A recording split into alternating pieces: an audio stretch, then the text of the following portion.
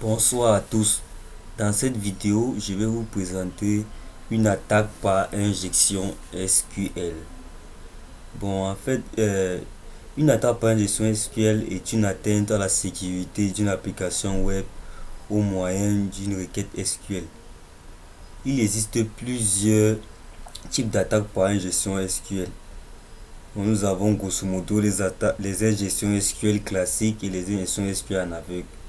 Mais dans cette vidéo, on va vous présenter l'attaque qui consiste au contournement d'un formulaire de connexion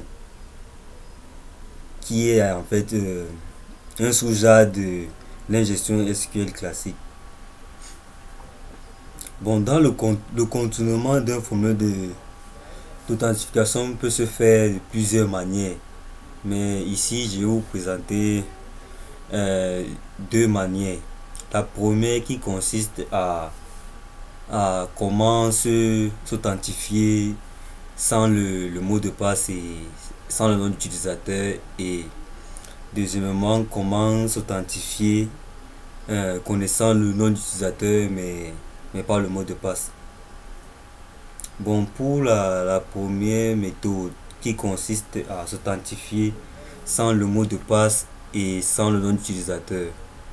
Lorsqu'un utilisateur arrive sur cette page et qui remplit les champs pour les entrées suivantes, dès qu'il valide, on lui dit, il voit le message affiché mauvais identifiant ou mot de passe.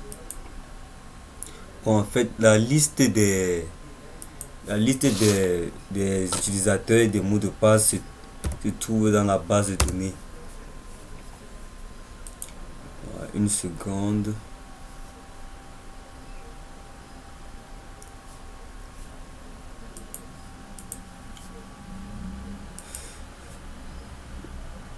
On y est. Voici la table user. C'est dans la table user qu'on voit username et password, qui signifie login et password. Donc nous avons John Test admin ZDS comme username. Comme lorsqu'on ne connaît pas le mot de passe et le nom d'utilisateur, un utilisateur malveillant voulant alors s'authentifier, il entre des bouts de code SQL qui sont entre autres slash or slash a slash égale à slash a dans les champs du formulaire, donc dans le login et le password. Dès qu'il valide, on voit bien que l'utilisateur est connecté.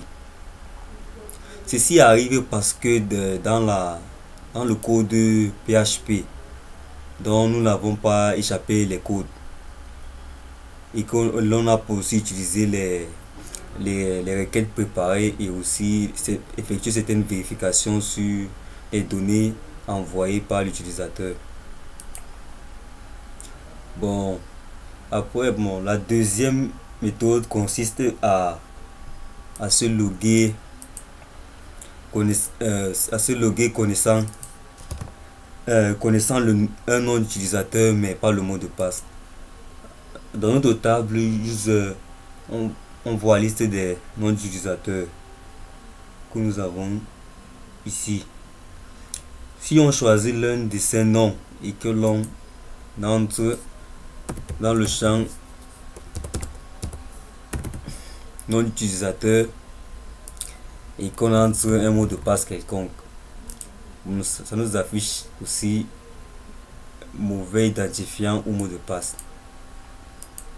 Pour remédier à cela, l'utilisateur malveillant va encore entrer un bout de code SQL. Ce bout de code est le suivant. Donc ça sera slash or espace 1 égale à 1 jazz.